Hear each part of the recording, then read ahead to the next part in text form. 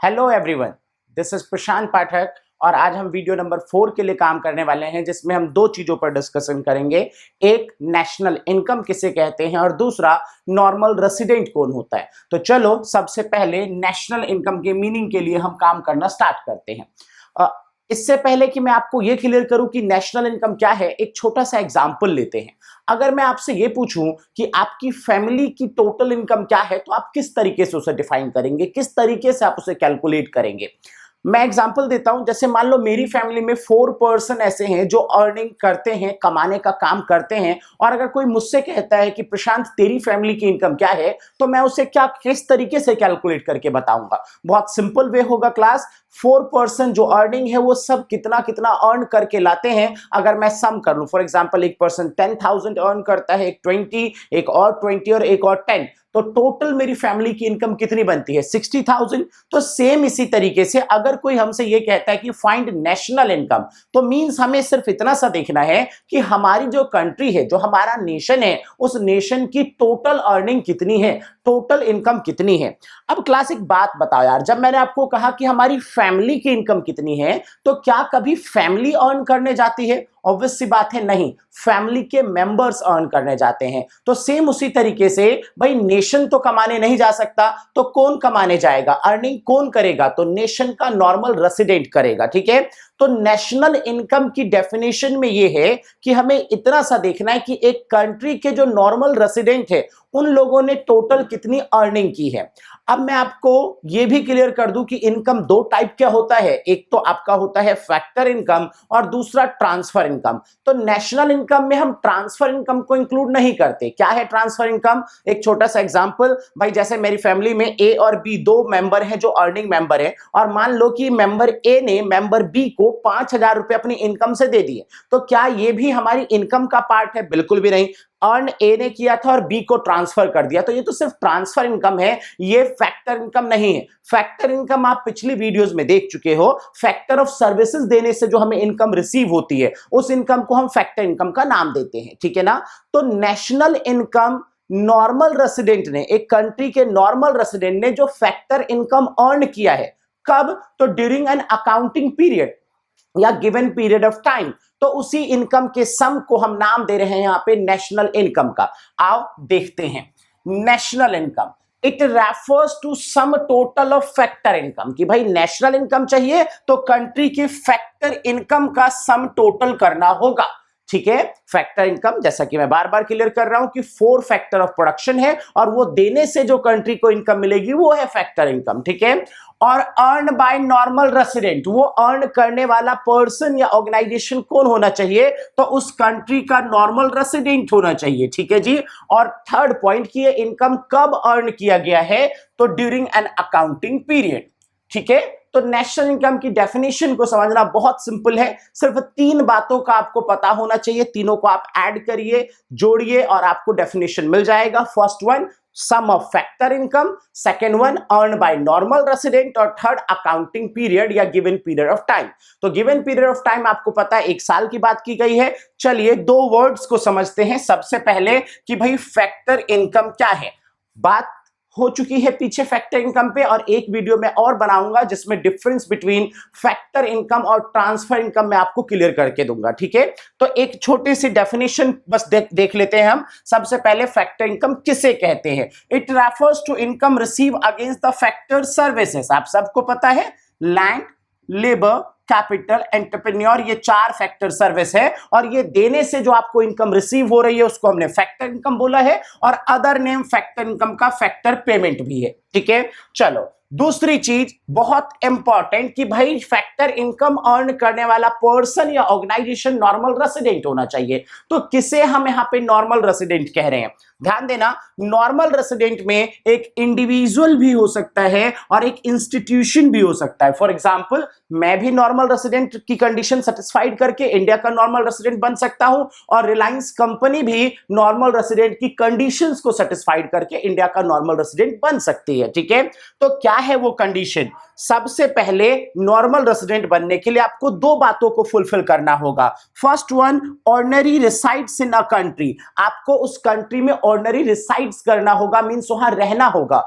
कितने टाइम रहना होगा बेटा? ध्यान देना, ordinary resides a person residing for a period of 1 year, अगर एक पर्सन 1 साल के लिए और मोर देन 1 ईयर, साल भर या साल भर से ज्यादा टाइम के लिए अगर कोई पर्सन एक कंट्री में रह जाता है तो उस कंट्री का ऑर्डिनरी रिसाइडिंग बन जाएगा, ऑर्डिनरी रेजिडेंट बन जाएगा। अभी वो नॉर्मल रेजिडेंट में कन्वर्ट नहीं हुआ क्लास। सेकंड पॉइंट कि भाई ऑर्डिनरी रिसाइड्स के बाद उसको सेकंड पॉइंट उस कंट्री में अपना इकोनॉमिक इंटरेस्ट भी दिखाना होगा। एक कंडीशन सेटिस्फाइड कर गया, 1 साल या उससे ज्यादा रह गया तो ऑर्डिनरी रेसिडेंट तो बन गया, लेकिन अभी नॉर्मल रेसिडेंट नहीं बना, उसके लिए उसे दूसरी कंडीशन को भी सेटिस्फाइड करना होगा, मींस उस कंट्री में अपना इकोनॉमिक इंटरेस्ट दिखाना होगा।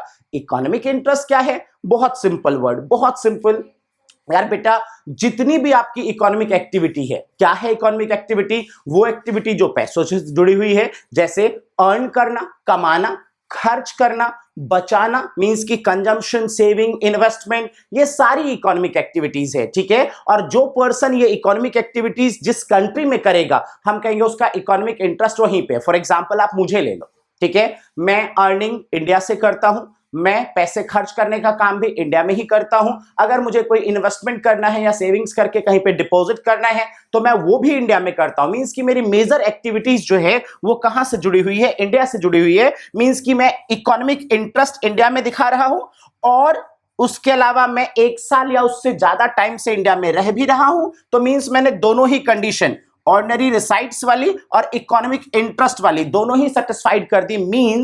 मींस मैं इंडिया का नॉर्मल रेसिडेंट हूं। सेम ऐसे ही बेटा, जैसा कि आपको पता है कि अचीवर इंस्टीट्यूट जहां से मैं पढ़ाता हूं, ठीक है, तो अचीवर इंस्टीट्यूट एक इंस्टीट्यूशन है, उसका भी चेक करके देख लेते हैं कि क्या वो इंडिया का नॉर्मल रेसिडेंट है। क्या अचीवर इंस्टीट्यूट की फैक्टर इनकम इंडिया के नेशनल इनकम में काउंट होगी? तो आप जरा देखो, साल भर या उससे ज्यादा टाइम से अचीवर इंस्टीट्यूट जो है इंडिया में ऑपरेट हो रहा है, तो मींस वो इंडिया का ऑर्डिनरी रिसाइड्स भी है। और दूसरी चीज, इनकम का कंजम्पशन करना, प्रोडक्शन करना, इन्वेस्टमेंट करना, ठीक है, ये सारी चीजें भी अचीवर इंस्टीट्यूट इंडिया में कर रहा है, तो मींस उसका इकोनॉमिक इंटरेस्ट भी इंडिया में है। तो दोनों कंडीशन सेटिस्फाइड कर रहा है अचीवर इंस्टीट्यूट, तो वो भी इंडिया का नॉर्मल रेसिडेंट होगा। उम्मीद है कि आपको ये सारी बातें बिल्कुल क्लियर है। नॉर्मल रेसिडेंट जो फैक्टर इनकम अर्न करता है एक कंट्री में ड्यूरिंग एन अकाउंटिंग ईयर, तो उसी को आप यहां पे नाम दे रहे हो किस चीज का? नेशनल इनकम का। अब नॉर्मल रेसिडेंट की स्टोरी को समझने के बाद आपको कुछ और बातों पे भी ध्यान देना चाहिए जो ये शो करता है कि भाई किन किन लोगों को नॉर्मल रेसिडेंट में इंक्लूड नहीं करना है, ठीक है, exceptions of normal resident. For example हम इंडिया की बात करते हैं कि भाई किन किन लोगों के इंडिया के नॉर्मल रेसिडेंट में हम इंक्लूड नहीं करेंगे। सबसे पहले, अगर कोई फॉरेन टूरिस्ट या विजिटर इंडिया में आया है, ऑब्वियस सी बात है, अगर कोई फॉरेन टूरिस्ट या विजिटर इंडिया में आया तो उसका पर्पस क्या होगा?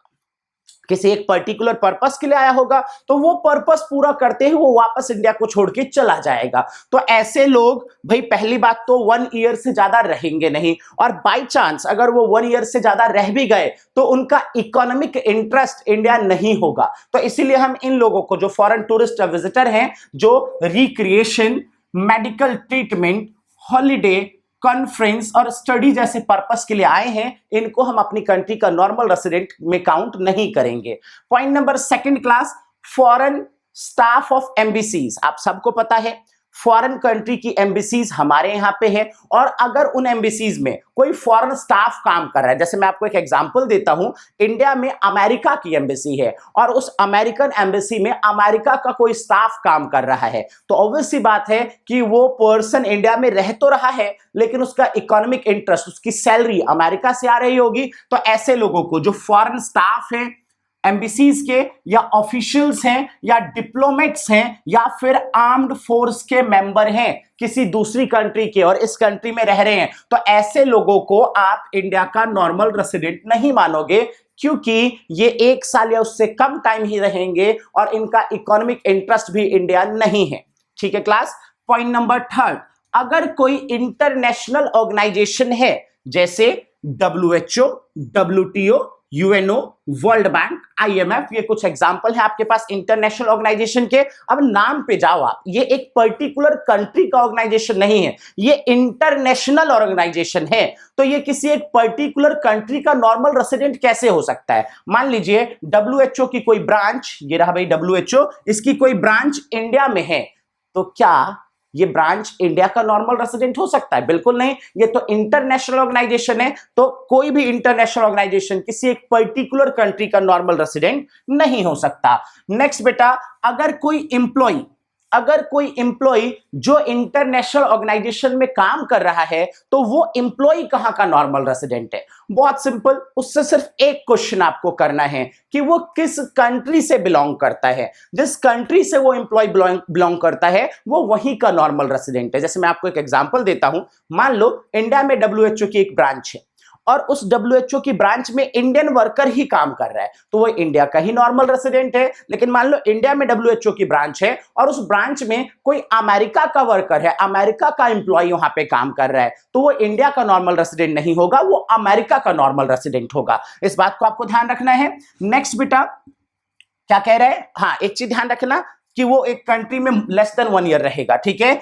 नेक्स्ट कह रहे हैं बेटा आपके पास point number 5, crew member of foreign vessels, foreign ship, विदेशी कोई जहाज आया और उसके साथ उसके क्रू मेंबर आए, तो कितने टाइम रहेंगे? Less than 1 year. और दूसरी चीज, इकोनॉमिक इंटरेस्ट कहां से होगा? ऑब्वियस सी बात है, जहां का वो शिप है, जहां का वो जहाज है, ठीक है। नेक्स्ट है आपके पास कमर्शियल ट्रेवलर्स जो बिजनेस पर्पस से आपकी कंट्री में आए हैं, तो जो भी उनका बिजनेस पर्पस होगा वो पूरा होते ही वो कंट्री को दोबारा से चले जाएंगे, उस कंट्री से वो चले जाएंगे, तो इन लोगों को भी आपको अपने यहाँ का नॉर्मल रेसिडेंट नहीं मानना। और सीजनल वर्कर, नाम से क्लियर है, सीजनल वर्कर मींस वो वर्कर जो एक पर्टिकुलर सीजन मींस 4, 5, 6 महीने के लिए बस काम करने के लिए आया है, ठीक है, तो ये बंदा भी आपके यहाँ का नॉर्मल रेसिडेंट नहीं हो सकता। आप तीनों वर्ड्स देख लें, क्रू मेंबर, फॉरेन विशल का, कमर्शियल ट्रेवलर, सीजनल वर्कर, क्योंकि जर्नली क्या होता है, जर्नली ये लेस देन 1 ईयर आपके यहां पे स्टे करेंगे। नेक्स्ट वन है बेटा बॉर्डर वर्कर को भी आप अपनी कंट्री का नॉर्मल रेसिडेंट नहीं मानते।